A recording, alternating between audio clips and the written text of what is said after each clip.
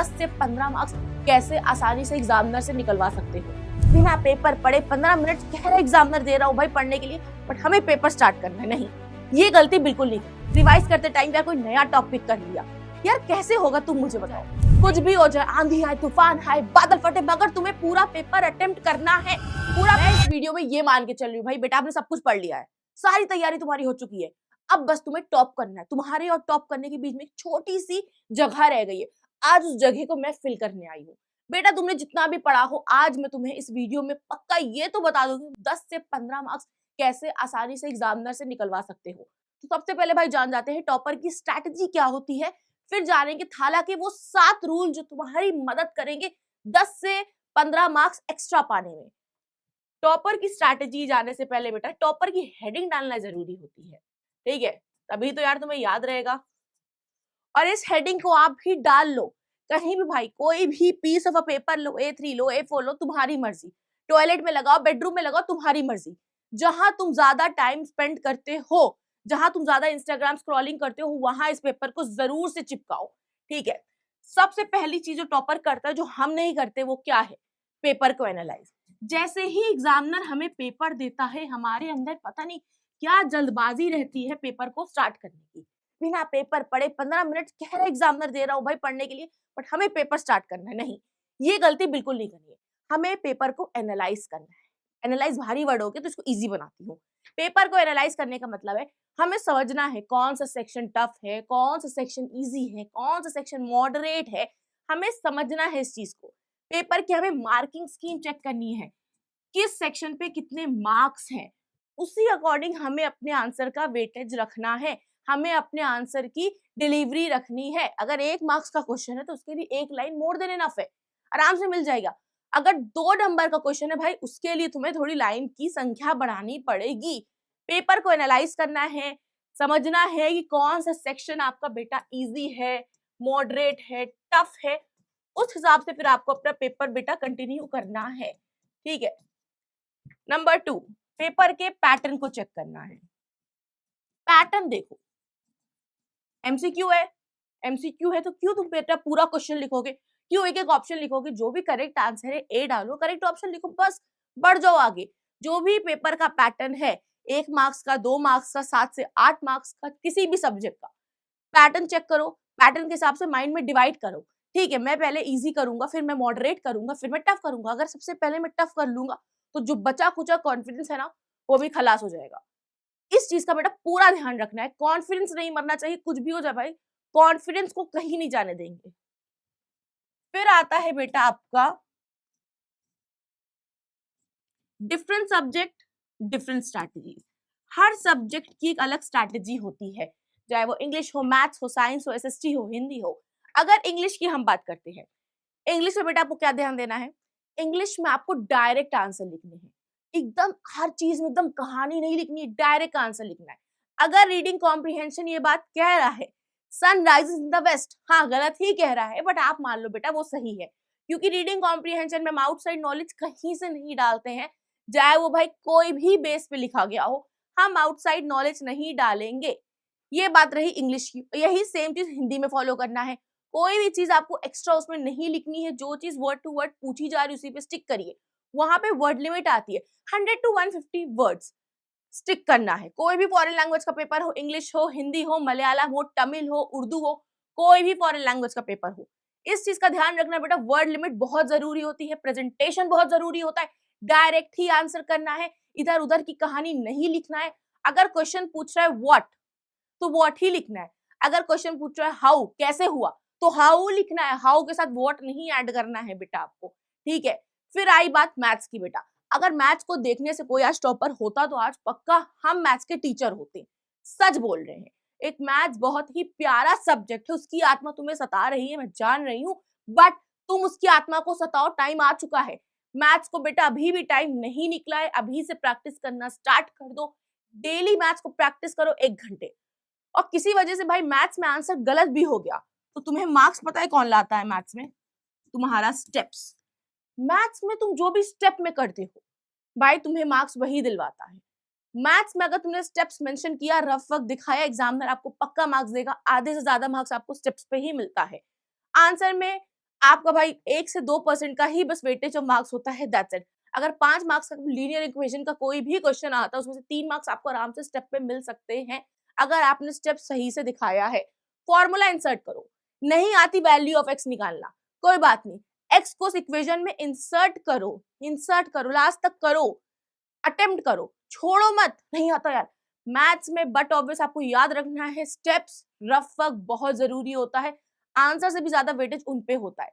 रही बात साइंस में, साइंस खुद में बेटा 3 ब्रांचेस में डिवाइडेड है, फिजिक्स, केमिस्ट्री, बायो। फिजिक्स हमेशा इमेजिनेशन की बात करती है, भाई रे ये वो इमेजिन करो, एक गाड़ी थी धनकती हुई नीचे आ रही है तो फिर कितनी सारी यही चीजों की बात करती है।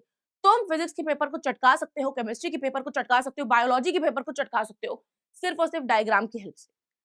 तुम केमिस्ट्री में भाई पीरियोडिक टेबल है, उसके मेमोनिक्स बनाओ, उसके शॉर्ट फॉर्म्स बनाओ, बेटा मांगे कार स्कूटर बाप रोए, ये क्या है? ग्रुप 2 के जो एलिमेंट्स हैं, मेटल्स हैं, उसी का तो भाई शॉर्ट फॉर्म है ना, ब्रिलियम, आपका हीलियम होता है इसमें, इसी के शॉर्ट फॉर्म्स। ऐसे ही करके ना आप शॉर्टकट्स बनाओ, इकोनॉमिक्स बनाओ, छोटे छोटे मेमोनिक्स बनाओ भाई तुम्हें, ताकि वो चीजें याद हो जाए, तुम खुद अपने वर्ड में भाई चीजों को कोट करो। समझ रहे हो ना? बायोलॉजी में बेटा फिगर बनाओ, फिगर पे वेटेज होता है, कुछ भी पूछ रहे, फोटोसिंथेसिस कुछ भी पूछ रहे हैं, फिगर की हेल्प से उसको एक्सप्लेन करो अपने आंसर को, वेटेज बढ़ जाएगा। अगर किसी चीज का स्टेप्स पूछ रहे हैं, बुलेट पॉइंटर्स में हमेशा स्टेप डालो, इकट्ठा has a long paragraph, steps मत डालो, मार्क्स कट जाएंगे। साइंस है बेटा, इंग्लिश नहीं है, साइंस में नहीं चलता ये सब। साइंस में हमेशा बुलेट पॉइंट्स में स्टेप्स होने चाहिए आपके, हमेशा डायग्राम के साथ आप अपने आंसर को एविडेंस दे रहे हो, प्रूफ कर रहे हो अपने आंसर को, इस डायग्राम्स की हेल्प से एकदम सही है आपका आंसर। फिर आता है ट्रू लव एसएसटी। एसएसटी के लिए आपको कुछ नहीं करना, एसएसटी को आपको एक कहानी की तरह पढ़ना है, कहानी की तरह एग्जामिनर को भी समझाना है, ठीक है। रही बात ज्योग्राफी की, एसएसटी खुद भी बेटा 3 ब्रांचेस से बटी हुई है, हिस्ट्री, सिविक्स, ज्योग्राफी। ज्योग्राफी में मैप पर तो ना तुम्हारा नंबर ऐसे उड़ा सकता है, टोपोग्राफिकल मैप अगर आ रहा है वो तो बहुत ही प्यारा मैप होता है बेटा, अगर तुम उसको अच्छे से एक बार समझ लिए सिंबल्स के साथ, तुम्हारे नंबर कहीं नहीं गए, 10 से 15 मार्क्स तुम आराम से पालोगे। अगर टोपोग्राफिकल शीट साथ साथ मैप, फिजिकल हुआ भाई, आपका पॉलिटिकल हुआ, 2 चीज आ रही तो बेटा पूरा 30 मार्क्स का वेटेज वो लोग लेके आते एग्जामिनेशन में, कहीं नहीं गया वो 30 मार्क्स आराम से तुम पा जाओगे। अगर टोपोग्राफिकल शीट नहीं आ रही, तुम्हें नहीं समझ में ये कौन सी शीट होती है, ये क्लास 10th में आएगी, अगर अभी समझ नहीं आ रहा है कोई बात नहीं, ये समझ लो भाई मैप वर्क बहुत ही ज्यादा इंपॉर्टेंट होता है, मैप वर्क में आराम से फ्री के नंबर मिल जाते हैं। ज्योग्राफी में भी आपको भाई इन चीजों को ध्यान देना है, जो भी चीजें आप लिख रहे हो उसका प्रॉपर एक एविडेंस प्रोवाइड कर रहे हो, आप प्रॉपर एक पैरास में लिख रहे हो उसको, पैराग्राफ्स वहां पे कहीं ना कहीं स्कोरिंग होते हैं। फिर अगर बात करते हैं फोर्थ स्ट्रैटेजी की, रिविजन। इसके बिना तो बेटा कुछ पॉसिबल ही नहीं, सब कुछ पढ़ लिया मगर रिवाइज नहीं किया, रिवाइज करते टाइम यार कोई नया टॉपिक कर लिया, यार कैसे होगा तुम मुझे बताओ, नहीं हो पाएगा। अब कुछ नए पढ़ने का वक्त नहीं है, जो पढ़ लिया बस उसी पे ध्यान दो। एग्जामिनर आपको मार्क्स इस पे नहीं देगा बेटा तुम कितना पढ़ के आए हो, एग्जामिनर आपको मार्क्स इस पे देगा बेटा तुम कितने अच्छे से जो भी पढ़ के आए हो। बेटा तुम्हें स्मार्ट वर्क करना है, गधेड़ा वर्क नहीं करना है, हो गया बस, जितना पढ़ना था तुमने दिखा लिया अपना टैलेंट इतने दिन में, कोई बात नहीं, जो करना था कर लिया है, जितना करना था कर लिया है, अब जितना किया ना उसको अच्छे से रिवाइज करो। एक पेपर लो यार, एक पेपर लो, ठीक है, उसमें अलग अलग कलर के स्टिकी नोट्स लगा लो। हाँ, अगर तुम्हें बहुत ज्यादा पुकीगिरी लग रही है तो मत लगाओ अलग अलग कलर के, एक ही कलर का स्टिकी नोट लो, एक पे भाई मैथ्स का बनाओ, एक पे भाई साइंस का बनाओ, ठीक है। साइंस के न्यूमेरिकल्स होते हैं, राइट, न्यूमेरिकल्स होते हैं, न्यूमेरिकल्स की भाई अब पास्कल वैल्यू, ये वैल्यू वो वैल्यू, सारी वैल्यू डालो, आप सारे फॉर्मूलास आप डालो। न्यूमेरिकल भी बहुत ज्यादा स्कोरिंग होते हैं। इंग्लिश में भाई आप आराम से पोएटिक डिवाइस डाल दो, कुछ ऐसे बेसिक चीजें उठाओ जो एग्जाम में फंसेगी, तुम्हें भी पता है। वीडियोस देखो, रिवीजन चल रहा है, हर तरफ रिवीजन चल रहा है, तुम्हें जिससे भाई पढ़ना तुम उससे पढ़ो। टीचर्स ने स्टार किए हैं क्वेश्चन पे मार्क, ये क्वेश्चन आएगा वो क्वेश्चन आएगा, जिस भी टीचर से तुम पढ़ रहे हो, स्कूल के टीचर से, पीडब्ल्यू के टीचर से, कहीं और के टीचर से, बेटा उन क्वेश्चंस को जरूर से फॉलो करो, क्योंकि वो क्वेश्चन के आने के बेटे ज्यादा है। अब कोई ये नहीं कह सकता बेटा ये आएगा ही आएगा, हाँ एक अंदाजा है, इतने साल का एक्सपीरियंस कहता है कि ये क्वेश्चन आएगा, समझ रहे हो, तो उसको जरूर से अटेम्प्ट करो। गधेड़ा वर्क नहीं करना है, स्मार्ट वर्क करना है, समरी बनाना है चीजों की, चीजों को शॉर्ट फॉर्म में बस रिवाइज करना है, जो पढ़ लिया, अब बस शॉर्ट फॉर्म में रिवाइज करने का वक्त आ चुका है, टाइम मत वेस्ट करो अपना, ठीक है। अब चलते हैं थाला के उस 7 रूल पे जो तुम्हारी मदद कर सकता है आराम से बेटा आपको 10 से 15 मार्क्स एक्स्ट्रा स्कोर करने में। सबसे पहले नीचे से स्टार्ट करते हैं, पूरा पेपर अटेम्प्ट करो, कुछ भी हो जाए, कुछ भी हो जाए, आंधी आए, तूफान आए, बादल फटे, मगर तुम्हें पूरा पेपर अटेम्प्ट करना है। पूरा पेपर अटेम्प्ट करने का मतलब होता है एक भी क्वेश्चन नहीं छोड़ना। तुम्हें कुछ नहीं आता है, कुछ गड़बड़ हो रहा है, तुम्हारे आउट ऑफ द माइंड जा रहा है, कोई बात नहीं, उस क्वेश्चन को लास्ट में करो, मगर पूरा का पूरा पेपर अटेम्प्ट करना है, ठीक है। फिर आता है अंडरलाइन बॉक्सेस बनाओ, अंडरलाइन करो, बॉक्सेस बनाओ, मतलब कोई भी आंसर लिख रहे हो, एसएसटी में कोई भी कीवर्ड लिख रहे हो, अंडरलाइन बॉक्सेस। मैथ्स है, मैथ्स में भाई तुमने पूरा सोल्यूशन दिया, स्टेप्स पे मार्क्स, फिर डब्बे में तुमने आंसर डाला, मार्क्स। गलत है सही है, पूरा मार्क्स तो नहीं देगा एग्जामिनर, बट एटलीस्ट इतना मार्क्स दे देगा कि भाई तुम्हें कोई फेल होने से, कोई भी तुम्हें फेल नहीं कर सकता है, कोई भी तुमको पास होने से रोक नहीं सकता है, टेंशन नहीं लो, ठीक है। फिर आता है डेफिनेशन के साथ मजाक नहीं बेटा, देखो एकदम मजाक नहीं करना है डेफिनेशन के साथ। एग्जामिनर एकदम स्टिक होता है जहां तुम डेफिनेशन लिख रहे हो। For example, according to mister Colin, तुमने इन्वर्टेड कॉमा खोल दिया। अब जैसे ही तुमने इन्वर्टेड कॉमा खोला है, अकॉर्डिंग टू कॉलिन, जो कॉलिन साहब के अकॉर्डिंग डेफिनेशन है, तुम्हें वही वर्ड टू वर्ड डेफिनेशन डालनी है, कोई भी उसमें छेड़खानी नहीं करनी है। According to Albert Einstein, Albert Einstein ji का तुमने अगर नाम डाल दिया तो भैया तुमको उन्हीं की डेफिनेशन लिखनी है, कोई भी मजाक छेड़छाड़ डेफिनेशन के साथ मत करना, ठीक है। डेफिनेशन के साथ मजाक भाई एग्जामिनर भी बर्दाश्त नहीं करेगा, समझ रहे हो ना, ठीक है। फिर आता है स्टेप पे मार्क्स है बेटा, स्टेप्स पे मार्क है, जैसे पहले भी बता चुकी हूँ, स्टेप्स पे मार्किंग होती है, तुम्हें पर स्टेप्स को अच्छे से मेंशन करना है ताकि एग्जामिनर को भाई दिखे कि बच्चे को आता था, किसी वजह से इक्वेशन सही से वो समझ नहीं पाया, उसने एफर्ट किया, उसको सोल्यूशन नहीं निकला, फादर की एज सन से कम निकल गई, सन अपने फादर की नहीं दादा की उम्र का निकल आया एज में, एनीवेज सोल्यूशन सही कर रहा है, फॉर्मूला सही इंसर्ट कर रहा है, उसने मिस्टेक यहाँ पे की है। अगर तुमने 4 स्टेप्स किए 1 2 3 4, ठीक है, और नीचे आंसर है, एग्जामिनर ने देखा 1 और 2 स्टेप तक ठीक था, थर्ड स्टेप में तुमने कहीं आके ब्लंडर किया है, गलती की है, तो एग्जामिनर तुम्हारे थर्ड स्टेप का मार्क्स काट लेगा, 1 2 का भाई पूरा मार्क्स आपको देगा उस स्टेप पे, समझ रहे हो। मार्किंग समझनी है, मार्किंग स्कीम समझनी है, अगर किसी भी चीज पे जितना मार्क्स है उतना ही आपको टाइम उस क्वेश्चन को देना है। फिर टाइम मैनेजमेंट, टाइम मैनेजमेंट बहुत जरूरी होता है, ये दोनों चीज इंटरकनेक्टेड होती है। टाइम मैनेजमेंट आपका मार्क्स के हिसाब से आप करते हो, जितना मार्क्स उतना आपको टाइम उसको देना है, जितना कम मार्क्स उतना कम टाइम आपको उसको देना है। ज्यादा टाइम एक ही क्वेश्चन पे मत बर्बाद कर देना, इस बात को याद रखना।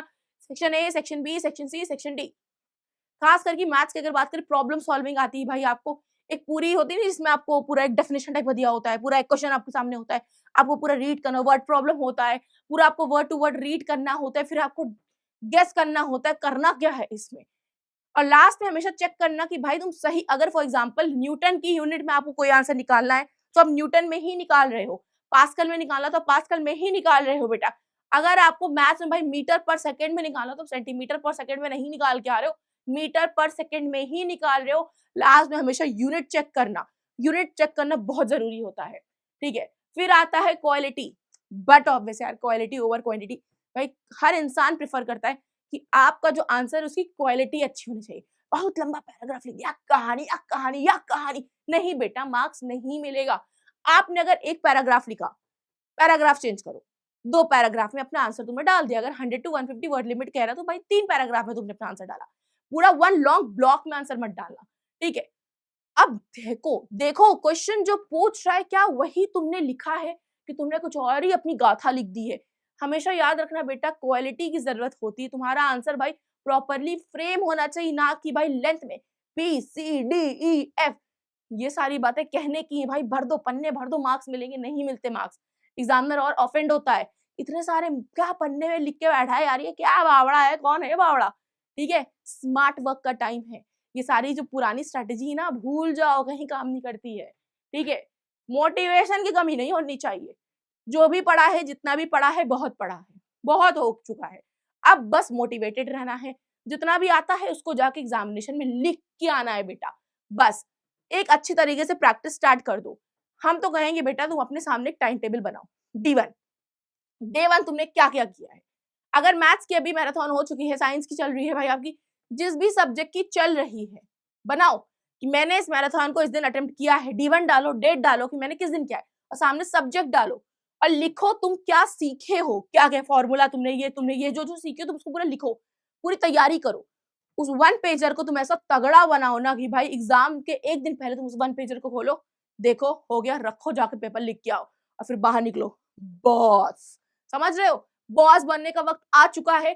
तुम्हें खुद को मोटिवेटेड रखना है। जितना पढ़ लिया बहुत पढ़ लिया है, अब बस तुमको चटका देना है पेपर को जाके। तो मैं उम्मीद करती हूँ पेपर को चटकाओगे, चमकाओगे और फिर से आके हमको इसी वीडियो के कमेंट सेक्शन में मिलोगे, क्योंकि इस वीडियो के कमेंट सेक्शन में मैं अपनी पूरी नजर रखूंगी। ठीक है, मिलते हैं तुम लोगों से नेक्स्ट वीडियो में। All the best.